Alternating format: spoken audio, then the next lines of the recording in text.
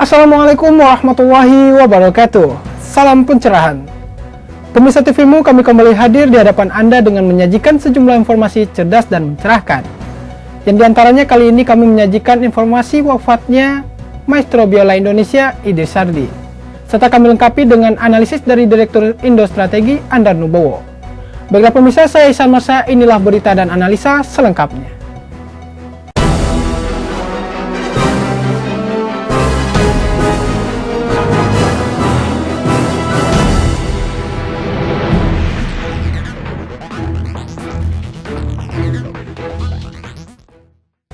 Pemirsa, dunia seni Indonesia kembali berduka.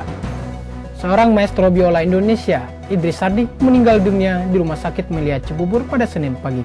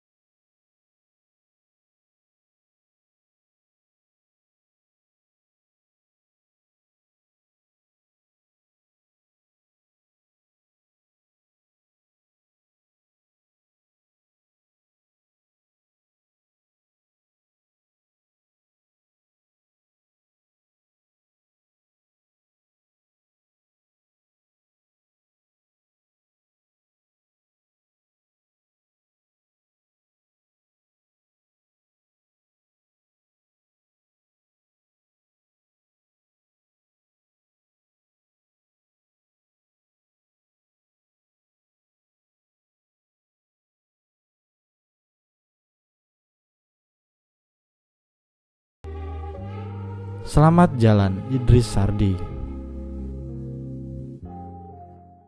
Sebagian hasil rekapitulasi nasional sudah ditetapkan. Namun beberapa partai politik seperti PKS dan PDIP mengaku tidak puas dengan hasil rekapitulasi perhitungan suara oleh KPU. Pemilu legislatif telah selesai diselenggarakan dengan lancar. Proses penghitungan rekapitulasi juga sedang dilakukan oleh KPU. Namun, beberapa partai seperti PKS dan PDIP menyayangkan proses rekapitulasi di mana banyak surat suara yang tertukar. Seperti yang disampaikan Sekretaris Advokasi Partai Keadilan Sejahtera Yanuar Arif Wibowo yang memuji proses penyelenggaraan dinilai bagus, tetapi dalam proses rekapitulasi, sebagian data awal susah untuk diakses.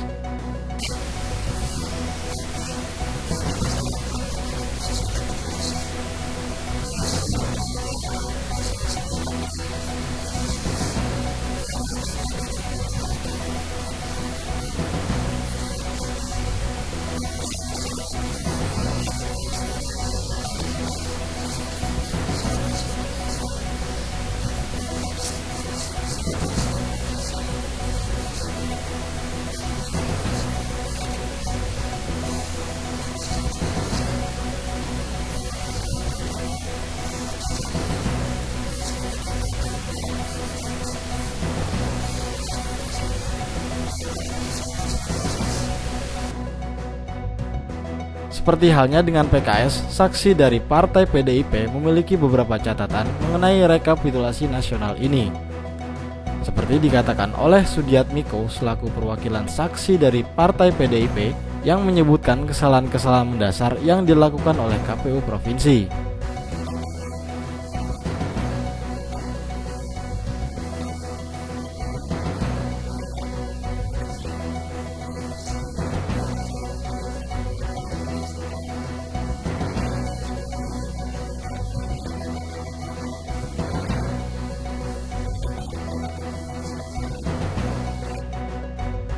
Meskipun banyak kekurangan dari proses rekapitulasi, namun apresiasi atas kinerja KPU yang telah bekerja keras untuk kelangsungan demokrasi Indonesia yang lebih baik juga diakui oleh partai peserta pemilu.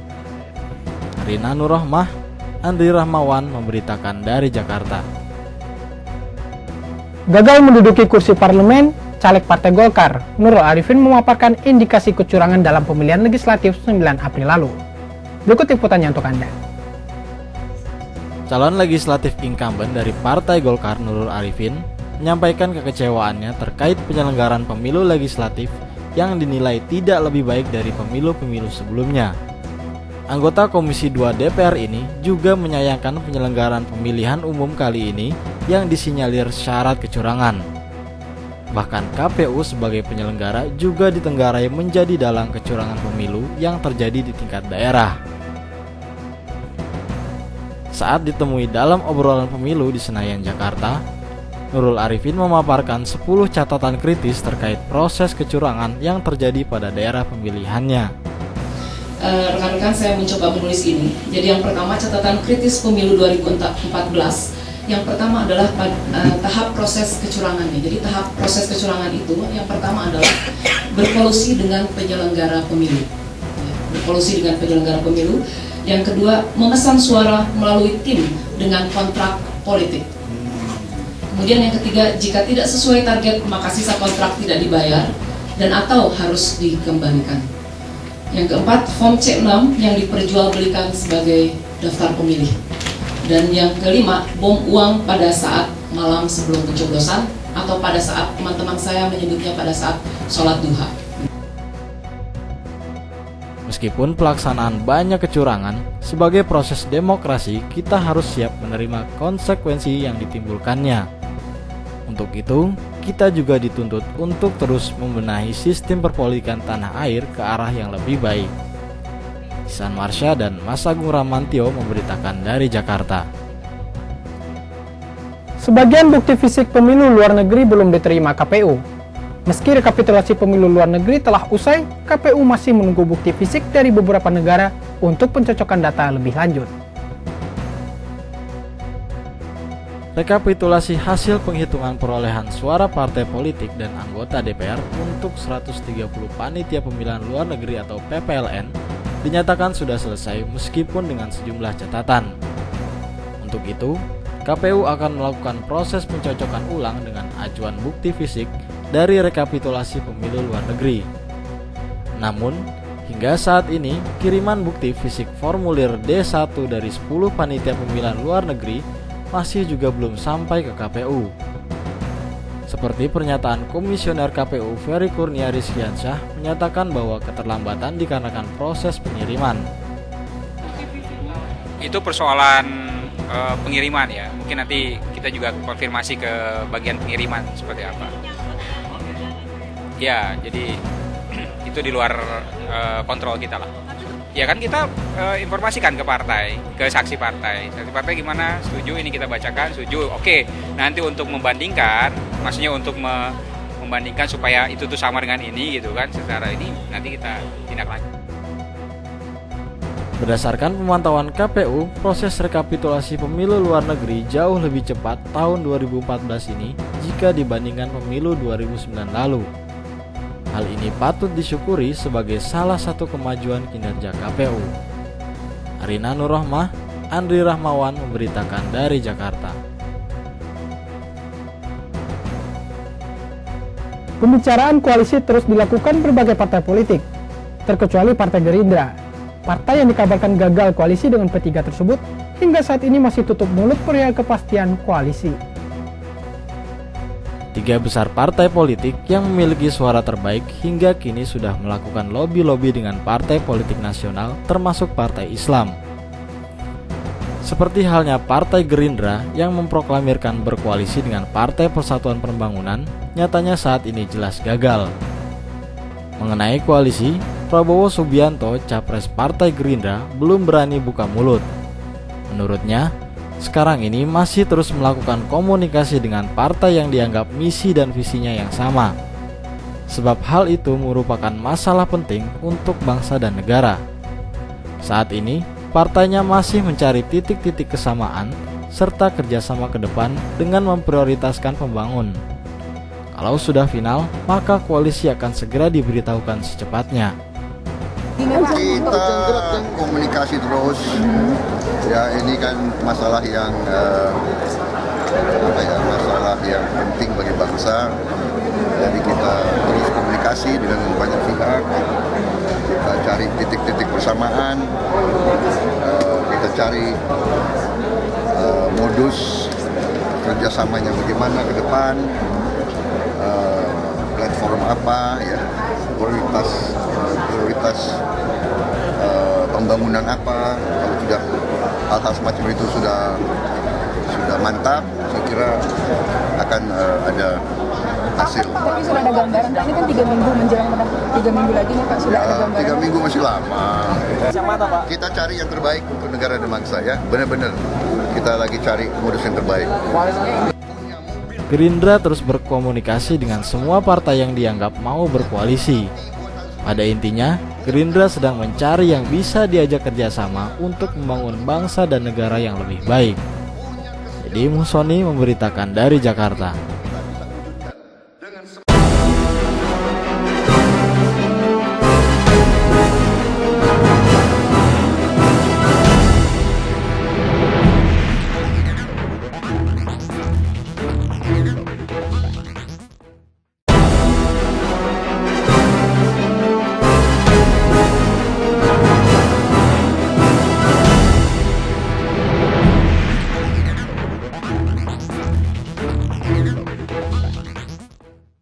Komisioner Komisi Perlindungan Anak Indonesia bersama Ikatan Cendekiawan Muslim Indonesia menilai rendahnya kesadaran orang tua tentang pentingnya pendidikan akidah dan akhlak. Seperti diketahui bahwa dalam kurikulum Jakarta International School tidak diajarkan pendidikan agama. Pendidikan akhlak di lingkungan sekolah sangat penting bagi tumbuh kembang anak. Selain mengajarkan anak untuk lebih mengenal kepada Tuhan, juga akan membentuk lingkungan belajar yang terbebas dari unsur-unsur kemudaratan. Kasus pelecehan seksual yang terjadi di JIS merupakan contoh nyata pentingnya pendidikan akhlak bagi anak. Di sekolah yang tidak diajarkan pendidikan agama tersebut, perilaku dan pergaulan yang tidak seronok sudah menjadi hal lumrah, sehingga dapat mempengaruhi mental anak-anak. Ikatan Cendekiawan Muslim Indonesia bersama KPAI menyayangkan sikap orang tua yang tidak memperdulikan faktor pendidikan akhlak dalam memilih sekolah untuk anaknya. Dalam meliput berita yang sebenarnya saya yakin berita yang akan disampaikan ke publik, kepada masyarakat adalah berita yang positif, berita yang membangun untuk bangsa kita ke depan. Sementara itu, KPI menilai dengan budaya dan kultur yang tidak sehat untuk anak, potensi terjadinya tindakan pelecehan seksual sangat rentan terjadi di JIS.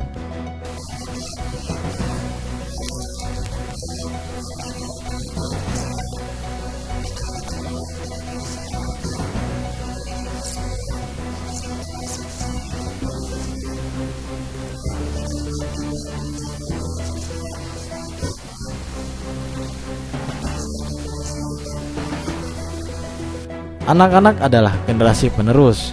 Sudah sepatutnya setiap orang tua memperhatikan lingkungan sekolah yang sesuai untuk tumbuh kembang anak-anak. Fatriadi dan Riri Anggono memberitakan dari Jakarta. 40 orang terdiri dari orang tua murid dan guru Jakarta International School mendatangi Komisi Perlindungan Anak Indonesia. Dalam kedatangan tersebut, mereka mengungkapkan kekecewaannya terhadap KPAI dan media karena dianggap merusak citra Jakarta International School tersebut.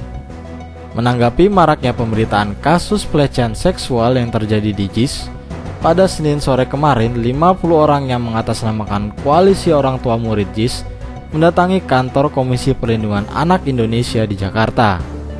Dalam kedatangannya tersebut, mereka mengungkapkan rasa kekecewaannya terhadap KPAI dan media yang dinilai merusak citra sekolah tersebut. Perwakilan dari Koalisi Orang Tua Murid, Lestari, mengungkapkan dirinya mendatangi KPAI dalam upaya meminta untuk tidak lagi berkomentar secara terbuka tentang kasus yang terjadi di JIS. Sebagai orang tua dari keluarga besar yang anaknya telah dilecehkan dan terpengaruh oleh laporan dan komentar media terkait dengan insiden ini, kami meminta KPAI dalam hal ini untuk lebih sensitif terhadap pernyataan yang disampaikan. Hal serupa kami harapkan dilakukan oleh media, teman-teman semua, untuk melakukan hal yang sama. Ini adalah keadaan yang mengerikan. Kami percaya bahwa sekolah telah secara efektif mengkomunikasikan seluruh langkah yang telah diambil untuk menanggulangi insiden ini. Sementara itu, Sekretaris KPAI Herlinda mengungkapkan bahwa KPAI mengapresiasi kehadiran orang tua dan guru JIS. Namun pihaknya akan tetap melakukan investigasi secara terbuka sebagai tanggung jawab KPAI dalam melindungi anak Indonesia.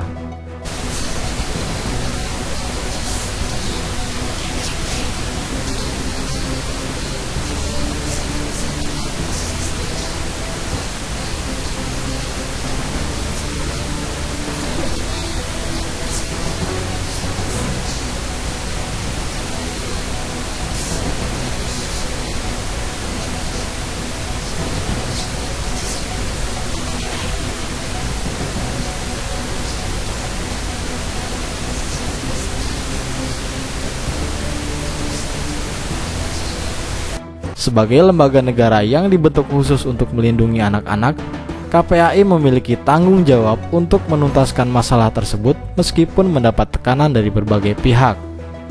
Patriadi dan Riri Anggono memberitakan dari Jakarta. Siapa menyangka Jakarta International School yang berdiri 63 tahun di Indonesia tidak memiliki izin. Dan disinyalir juga telah mempekerjakan seorang buronan FBI yang diketahui telah melakukan tindakan asusila terhadap 90 anak di bawah umur. Jakarta International School atau JIS merupakan sekolah internasional pertama dan terbesar di Indonesia. Pada tahun 1951, JIS didirikan oleh sekelompok diplomat asing yang berasal dari Australia, Amerika, Inggris, dan Yugoslavia dengan nama Joint Embassy School. Sejak kasus asusila yang terjadi di institusi pendidikan tersebut, ternyata ditemukan beberapa fakta-fakta yang sangat mencengangkan. Salah satunya yang baru-baru ini ditemukan kalau JIS pernah memperkerjakan guru yang juga menjadi buronan Federal Bureau Investigation atau FBI selama 10 tahun. Guru yang bernama William James Fahey menjadi buronan FBI karena telah memperkosa 90 anak di bawah umur dari berbagai negara. Kini, setelah semua kasus perlahan terungkap, sudah sepatutnya pemerintah lebih tegas terhadap lembaga pendidikan yang melanggar, meskipun pendidikan tersebut berlabel internasional. Fatriadi, Riri Anggono, dan Deddy Musoni memberitakan dari Jakarta.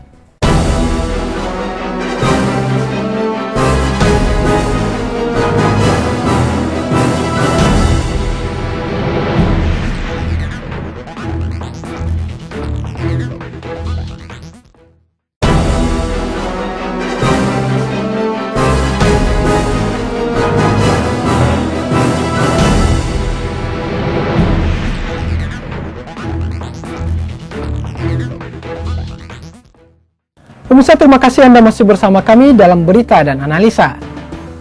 Konvensi Demokrat kembali dilanjutkan pada 27 April kemarin dengan menggelar debat bersama 11 calon presiden konvensi. Perhelatan ini ditenggarai menjadi penutup rangkaian konvensi yang telah digelar sejak beberapa bulan lalu. Namun sejumlah pengamat menilai pemenang dalam konvensi ini juga diragukan akan diusung sebagai calon presiden oleh Partai Demokrat. Namun tidak menutup kemungkinan pasca penutupan konvensi ini Demokrat akan menjadi pelopor terbentuknya poros koalisi baru dalam menghadapi Pilpres 9 Juli mendatang. Hal senada disampaikan Direktur Eksekutif Indo Strategi Andar Nubowo dalam wawancaranya bersama tim TVMU. Berikut penuturan selengkapnya untuk Anda. Kalau tanggal 27 April ya, itu konvensi akan diaktifkan kembali. Itu ada beberapa hal yang bisa kita analisa. Pertama, pengaktifan kembali konvensi itu sebagai sebagai formalitas, ya, artinya untuk menutupi katakanlah itu malu gitu ya bagi ya bisa melakukan penutupan juga. Tapi saya rasa apakah hasilnya konvensi itu akan layak di konteks sudah lain ya. Ketika PD dengan perolehan suara 10%, maka PD itu akan sudah tidak PD lagi untuk mengusung ya capres dari pemenang konvensi gitu ya. Mungkin PD itu paling tidak akan menyorongkan pemenang konvensi, atau ada keputusan politik lain misalnya bahwa pemenang konvensi itu tidak serta-merta akan diusung menjadi capres atau cawapres, tapi persoalan siapa yang akan diusung Partai Demokrat untuk berkontestasi dalam Pilpres sebagai capres-cawapres itu murni kewenangan Ketua Umum atau kemenangan majelis partai gitu. Jadi sekarang ini kan kita harus melihat faktor SBY sebagai faktor penentu juga dari peta koalisi atau hiruk-pikuk koalisi capres-cawapres yang ada sekarang ini. Sekarang publik itu lebih menyoroti koalisinya Jokowi dan Prabowo, tetapi tidak menyoroti langkah-langkah politik yang diambil oleh Pak SBY. Bagaimanapun Pak SBY itu masih punya kekuatan politik, masih punya teman politik juga. Misalnya dari partai-partai berbasis Islam atau partai Islam yang selama ini loyal kepada Partai Demokrat dan pada Pak SBY. Maka kedepannya bisa jadi ada kesepakatan koalisi antara partai-partai Islam, partai berbasis Islam dengan Demokrat untuk mengajukan capres-cawapres. Komposisinya bisa saja Partai Demokrat itu legowo menerima posisi cawapres, kemudian capresnya dari kesepakatan partai-partai Islam. Bisa saja seperti itu. Nah, dalam konteks ini Demokrat itu bisa saja itu mencalonkan ya dari bukan pemenang konvensi, tetapi pilihan Partai Demokrat sendiri yang itu diputuskan oleh majelis partai atau mungkin ketua umum partai Pak SBY. Ya, kita bisa melihat misalnya keputusan itu bisa diambil dari faktor kedekatan politik, misalnya Pramono Edi dengan Gita Wirjawan, karena dua nama inilah yang sekarang ini cukup dekat dengan Pak SBY. Bisa jadi nanti Pramono Edi atau Gita Wirjawan yang diajukan untuk menjadi cawapres dari Partai Demokrat ketika berkoalisi dengan partai-partai Islam atau berbasis Islam. Saya rasa itu tentu saja peserta-peserta konvensi yang lain itu ada yang legowo dan ada yang tidak, terutama ketika dinyatakan sebagai pemenang. Misalnya Pak Dahlan Iskan yang popularitasnya di antara peserta-peserta konvensi yang lain paling tinggi dan diprediksikan dia akan memenangkan konvensi, tetapi pada faktanya dia tidak dicapreskan atau cawapreskan. Pasti ada kegitaran politik atau ada kepahitan politik yang akan ditelan oleh Pak Dahlan Iskan. Kemungkinan besar ada poros baru yang bisa dipimpin oleh Demokrat atau bisa didukung oleh Partai Demokrat, yaitu prediksinya dari partai-partai Islam. Partai-partai berbasis Islam yang selama ini cukup dekat dengan Pak SBY, yang loyal dengan pemerintahan SBY. Ada P3 di sana, ada PKB di sana, ada PAN, apalagi ketua umumnya itu kan besannya Pak SBY. Kemudian PKS juga bergabung dalam Setgab yang mendukung pemerintahan SBY dalam 10 tahun terakhir. Ya, saya rasa akan lebih suruh ya. Nanti kita akan melihat pasangan capres dan cawapres yang kemungkinan tidak seperti yang dibersihkan hanya 3 ya, Jokowi, Prabowo, dan Abu Rizal Bakri. Kemungkinan ada poros keempat atau poros kelima, dan ini menurut saya lebih baik ya. Jadi Pilpres yang akan datang itu kita dihadapkan pada Pilpres yang berkualitas karena di dalamnya berkompetisi putra-putra terbaik bangsa gitu ya. Jadi bukan Pilpres yang hanya menyodorkan kepada kita untuk memilih 1 atau 2 gitu. Semakin banyak capres-cawapres, maka akan semakin baik bagi kita dan semakin baik untuk masa depan demokrasi kita. Karena masyarakat akan dihadapkan pada banyak pilihan, bukan 1 atau 2 pilihan gitu. Pemirsa, berita tadi sekaligus mengakhiri perjumpaan kita kali ini. Tetap saksikan berita dan analisa hanya di TVMU. Saya Ihsan Marsha beserta segenap kru yang bertugas pamit undur diri dan terima kasih atas perhatiannya. Salam pencerahan. Nasrul minallahi wa fathun qarib. Wassalamualaikum warahmatullahi wabarakatuh.